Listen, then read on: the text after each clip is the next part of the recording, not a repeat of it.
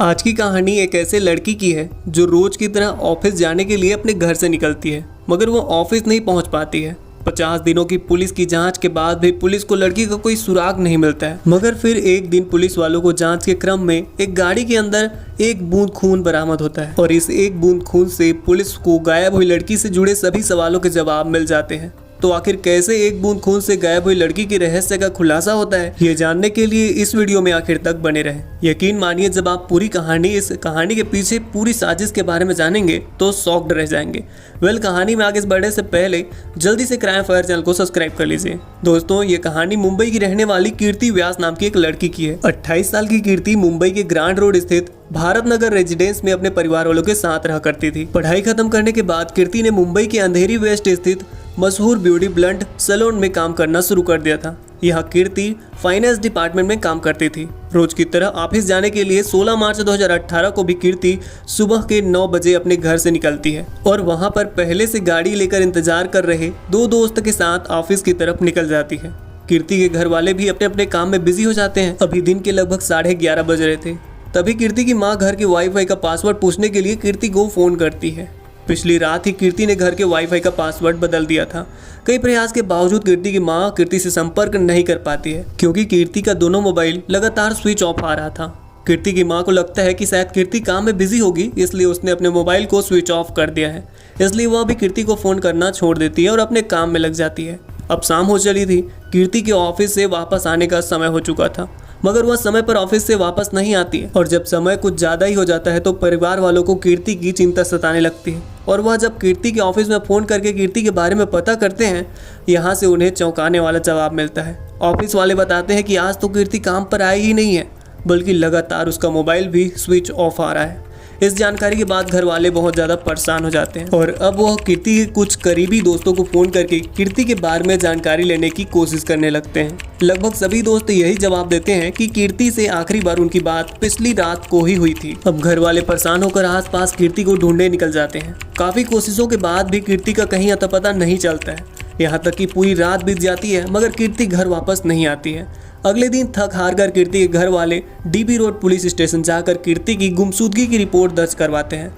मामला दर्ज करने के बाद पुलिस वाले कीर्ति की ऑफिस में जाकर जांच पड़ताल करते हैं और कीर्ति के बारे में जानकारी इकट्ठा करते हैं। इसके अलावा कीर्ति के दोस्तों से भी पूछताछ की जाती है। इसी पूछताछ में कीर्ति के 2 दोस्त सिद्धेश तमनकर और खुशी सहजवानी पुलिस को बताते हैं कि जिस दिन कीर्ति गायब हुई थी उसी सुबह कीर्ति इन दोनों के ही कार में बैठकर ऑफिस के लिए निकली थी। मगर रास्ते में कीर्ति ने उनसे कहा कि वह उन्हें ग्रांड रोड स्टेशन पर ही ड्रॉप कर दें, क्योंकि यहाँ पर उसे किसी से मिलना है।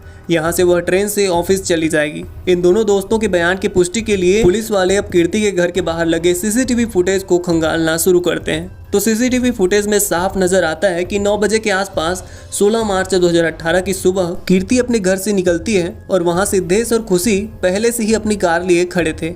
इसी कार में कीर्ति बैठती है और फिर कार आगे की तरफ बढ़ जाती है, क्योंकि आखिरी बार कीर्ति को सिद्धेश तमनकर और खुशी सहजवानी के साथ देखा गया था। इसलिए पुलिस इन दोनों को इन्वेस्टिगेशन टीम का हिस्सा बनने को कहते हैं और इन दोनों से कीर्ति से जुड़ी छोटी से छोटी जानकारी और 16 मार्च 2018 को घटित एक एक चीज बताने को कहते हैं। ये दोनों पुलिस की जांच में पूरा सहयोग करते हैं, क्योंकि कीर्ति को आखिरी बार सिद्धेश और खुशी के साथ ही देखा गया था। इसलिए लोगों को शक होता है कि शायद इन दोनों ने कीर्ति के साथ कुछ गलत किया है।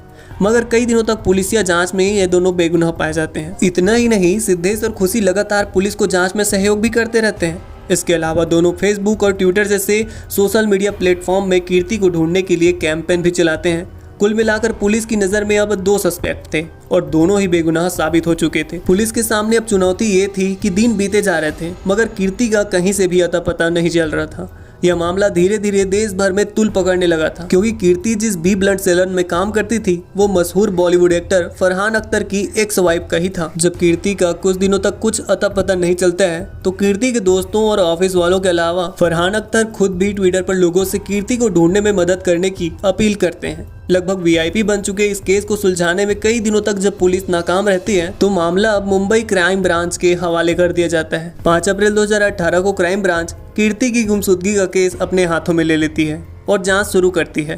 जांच शुरू करते ही एक बार फिर से सभी सस्पेक्ट और आखिरी समय में कीर्ति के साथ आसपास दिखे लोगों को जांच के लिए बुलाया जाता है और उन सभी से लंबी पूछताछ शुरू होती है। सीसीटीवी फुटेज के मुताबिक कीर्ति आखिरी बार सिद्धेश तमनकर और खुशी सहजवानी के साथ दिखी थी। इसलिए क्राइम ब्रांच की टीम भी इन दोनों को ही सस्पेक्ट मानते हुए अपनी जांच आगे बढ़ाती है। क्राइम ब्रांच के सामने भी सिद्धेश तमनकर और खुशी सहजवानी कहते हैं कि सुबह 9 बजे के आसपास इन दोनों ने अपनी कार में कीर्ति को लिफ्ट दी थी और वह उन्हें लेकर ऑफिस की तरफ बढ़ रहे थे, मगर ग्रांड रोड स्टेशन के करीब पहुंचकर कीर्ति कार से उतर गई थी। इस दावे की पुष्टि के लिए कीर्ति के घर के बाहर लगे सीसीटीवी फुटेज की जांच पहले ही हो चुकी थी, मगर जैसा कि इन दोनों ने कहा था कि उन्होंने कीर्ति को ग्रांड रोड स्टेशन के करीब ड्रॉप किया था, वहां की सीसीटीवी फुटेज की जांच नहीं हुई थी। इसलिए क्राइम ब्रांच की एक टीम तत्काल ही स्टेशन के आसपास लगे सीसीटीवी फुटेज को खंगालना शुरू करते हैं। इसके अलावा सिद्धेश तमनकर और खुशी सहजवानी की कार में भी सीसीटीवी लगा हुआ था, उसके भी फुटेज की जांच शुरू होती है। यहाँ कुछ चौंका देने वाला खुलासा होता है। न तो खुशी और सिद्धेश और न ही कीर्ति स्टेशन के आसपास या स्टेशन पर लगे किसी सीसीटीवी में कैद होती है, और न ही सिद्धेश तमनकर की कार में लगे सीसीटीवी से इन दोनों के 16 मार्च 2018 को स्टेशन की तरफ जाने की पुष्टि होती है। इस बारे में सिद्धेश और खुशी से पूछा जाता है कि तुमने तो बताया था कि तुम दोनों ने कीर्ति को ग्रांड रोड स्टेशन पर ड्रॉप किया था, जबकि सीसीटीवी के मुताबिक तुम लोग वहां गए ही नहीं थे। तो इस पर सिद्धेश और खुशी पुलिस वालों से कहते हैं कि दरअसल पहले कीर्ति ने उनसे कहा था कि मुझे स्टेशन तक छोड़ दो, मगर रास्ते में कीर्ति ने नवजीवन सोसाइटी के पास ही उतरने के लिए कह दिया। इस कारण वह ग्रांड रोड स्टेशन तक पहुंच ही नहीं पाए, क्योंकि दोनों प्राइम सस्पेक्ट ने कई बार अपना बयान बदल दिया था। इसलिए पुलिस वालों को शक होने लगता है और इन दोनों पर कड़ी नजर रखी जाने लगती है। इसके अलावा उनके फोन रिकॉर्ड्स की भी जाँच की जाती है, मगर कहीं से भी कुछ संदिग्ध नहीं मिलता है और ये दोनों आज़ाद घूमते रहते हैं। अब कीर्ति को गायब हुए लगभग 50 दिन से ज़्यादा हो चुके थे, मगर कहीं भी कीर्ति का अता पता नहीं था। ऐसा लगने लगा था कि शायद कीर्ति के बारे में कभी भी कुछ भी पता नहीं चलेगा, मगर तभी पुलिस को एक ऐसी फॉरेंसिक रिपोर्ट मिलती है जिससे केस का पूरा रुख ही बदल जाता है। दरअसल जिस कार से आखिरी बार 16 मार्च 2018 को कीर्ति, सिद्धेश और खुशी सहजवानी ऑफिस जाने के लिए निकले थे, उस कार को शुरू में ही पुलिस वाले फॉरेंसिक जांच के लिए फॉरेंसिक लैब में भेज देते हैं। जब फॉरेंसिक लैब की रिपोर्ट आती है तो उसमें कहा जाता है कि कार के डिग्गी में से खून की एक बूंद बरामद की गई थी। जब इस खून की एक बूंद का डीएनए टेस्ट किया गया और इसका मिलन कीर्ति के माता पिता के सैंपल से किया गया तो दोनों मैच कर गया। मतलब कि उस कार में मौजूद एक बूंद खून कीर्ति का ही था। कार में कीर्ति के एक बूंद खून की मौजूदगी अब बहुत कुछ इशारा कर रही थी। इस खुलासे के बाद पुलिस वाले तुरंत एक बार फिर से सिद्धेश तमनकर और खुशी सहजवानी को अपनी हिरासत में ले लेते हैं और अब इन दोनों से सख्ती से पूछताछ का सिलसिला शुरू होता है।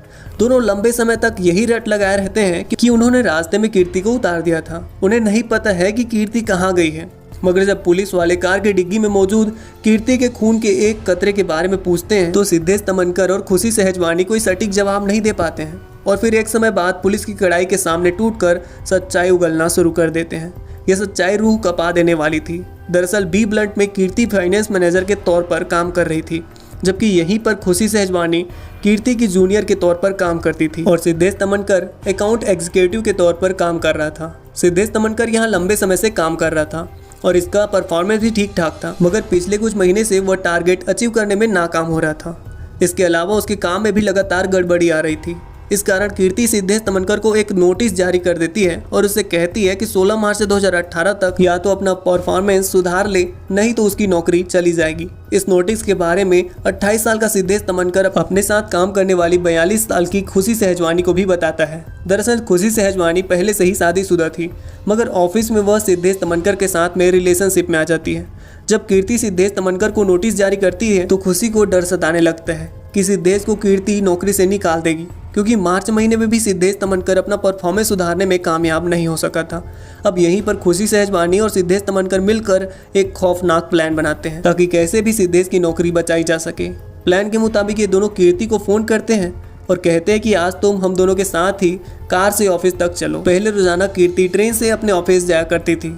इन दोनों के कहने पर कीर्ति इन दोनों की इको स्पोर्ट्स कार में बैठ जाती है। कीर्ति के कार में बैठने के बाद ये दोनों कार को लेकर सुनसान इलाके में चले जाते हैं और रास्ते में कीर्ति से कहते हैं कि वह सिद्धेश तमनकर को नौकरी से ना निकाले। इस बारे से कीर्ति जवाब देती है कि इस बारे में ऑफिस मीटिंग में फैसला लिया जाएगा। जब कीर्ति की ओर से इन दोनों को मन मुताबिक जवाब नहीं मिलता है तो दोनों कार के अंदर ही कीर्ति से लड़ने लगते हैं और इसी लड़ाई के दौरान सिद्धेश तमनकर और खुशी सहजवानी मिलकर दुपट्टे से कीर्ति का गला घोंट देते हैं और काफ़ी देर तक गला दबाए रखते हैं। इस कारण कार के अंदर ही कीर्ति की मौत हो जाती है। कीर्ति की मौत होने के बाद ये दोनों अब लाश को ठिकाना लगाने के प्लान में लग जाते हैं, मगर सब कुछ नॉर्मल लगे इसलिए ये दोनों कार के शीशे को सनरूफ से ढक देते हैं और कीर्ति की लाश को लेकर कार के अंदर ही छोड़कर ऑफिस चले जाते हैं।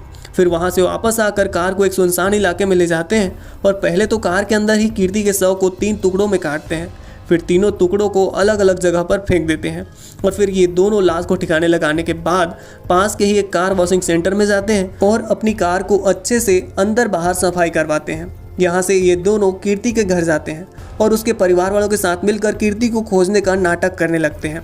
किसी को शक न हो इसलिए सिद्धेश और खुशी ऑनलाइन कीर्ति को ढूंढने के लिए कैंपेन भी चलाते हैं और खुद ही चलकर पुलिस तक भी जाते हैं ताकि पुलिस को भी इन पर किसी भी तरीके से कोई भी शक न हो पाए।